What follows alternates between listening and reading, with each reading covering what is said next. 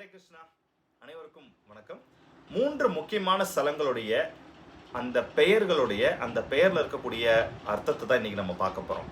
அது என்ன 3 ஸ்தலங்கள்? காஞ்சிபுரம், திருப்பதி, ஸ்ரீரங்கம். காஞ்சிபுரத்தை பத்தி பார்க்கலாம். கா என்றால் பிரம்மா, அஞ்சிதம் என்றால் வழிபடப்பட்ட, அதனால பிரம்மாவுக்கு வரம் கிடைக்குது. அதனால கா அஞ்சிதம் வரம். வரதராஜ பெருமாள் வராரு, பிரம்மாவுக்கு வரம் கொடுக்கிறார். அப்ப கா மீன்ஸ் பிரம்மா. கா என்றால் பிரம்மா, அஞ்சிதம் என்றால் வழிபடப்பட்ட, அதனால பிரம்மதேவருக்கு வரம் கிடைக்கிறது. இந்த 3ஐயும் சேர்த்து பாருங்க. கா அஞ்சிதம் வரம், காஞ்சி வரம், கஞ்சி வரம். இப்போ நடைமுறையில் காஞ்சிபுரம் என மருவி இருக்கு. இவ்வளவு அழகான ஒரு தமிழ் அர்த்தம் உள்ள இதில் இருக்கு. அதுக்கு அடுத்தது பார்த்தீங்கன்னா திருச்சிராப்பள்ளி. திரு மகாலட்சுமி, சிரா சிரம் ரங்கநாதருடைய தலை, பள்ளி பள்ளினா பள்ளி கொண்ட பெருமாள். திருச்சிராப்பள்ளி அப்போ ஸ்ரீரங்க ரங்கநாதர் குறிக்கிறது. அதுக்கு அடுத்தது பார்த்தீங்கன்னா திருமலை, திருப்பதி.